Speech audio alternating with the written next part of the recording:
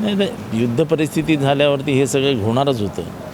पण त्यासाठी केंद्रीय नेतृत्वाने जी खबरदारी घ्यायला पाहिजे होती किंवा जी पावलं टाकली गेली ती तेवढी गांभीर्याने टाकली नाहीत, त्याच्यामुळे ही परिस्थिती उद्भवली. सोबत जितेंद्र आव्हाड आहेत. काय सांगणार, आखाती देशातील युद्धामुळे आपल्या देशातील सर्वसामान्य माणसाचं मात्र जगणं दुभर झालंय. तुम्ही या गोष्टीला कसं पाहता? नाही नाही, युद्ध परिस्थिती झाल्यावरती हे सगळं होणारच होतं.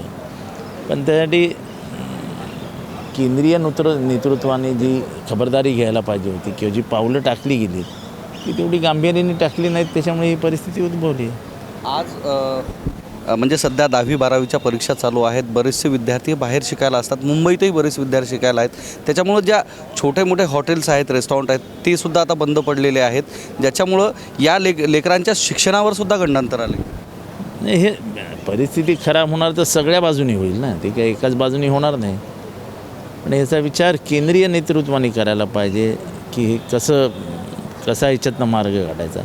मार्ग काही दिसत नाही. विरोधी पक्षातले आपले जे काही नेते मंडळी आहेत ते म्हणतात की या सरकारची जी नीती आहे, परदेश नीती जी आहे, ती चुकीची पद्धतीची असल्यामुळं ह्या ज्या गोष्टी आहेत त्या होत आहेत असं बोललं जातं. आपली परराष्ट्र नीतीच फसली ना. ज्या ताकदीने देशावरती विश्वास ठेवून आंतरराष्ट्रीय एखादी अवघड प्रसंग निर्माण झाला तर भारत नेहमी महत्त्वाची भूमिका बजवायचा. आता भारताला तसं काही म्हणजे नगण्य स्थान आहे आंतरराष्ट्रीय राजकारणामध्ये. अधिवेशनाचा तिसरा आठवडा आहे आणि या तिसऱ्या आठवड्यामध्ये वाटते का सर्वसामान्यांच्या प्रश्नावर या ठिकाणी चर्चा झाली आहे?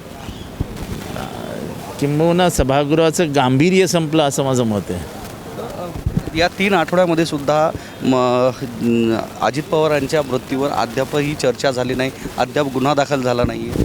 आता टाकलं आहे, आम्ही चर्चा टाकली आहे, बघूया चर्चेंती काय होते. वाटते का विश्वास आहे सरकार यावर चर्चा घडवून आणेल? मला काय याच्यावरती. हे होते आपल्यासोबत जितेंद्र आव्हाड, ज्यांनी आखाती देशातील युद्ध व त्यानंतर अजित पवार यांचे जे अपघाती मृत्यू झाला आहे त्या संदर्भात सभागृहामध्ये अद्याप तरी 3 आठवड्यापासून चर्चा झाली नाही. येत्या कालावधीमध्ये चर्चा होईल का याच्यावर ज्यावेळेस प्रश्न विचारण्यात आला त्यावेळेस त्यांनी या प्रश्नाचं उत्तर टाळत या ठिकाणाहून निघण्याचा प्रयत्न केला आहे. कॅमेरामन सुधाकरसह मी धनंजय सोळंके, टाइम्स नाऊ मराठी, विधानभवन, मुंबई.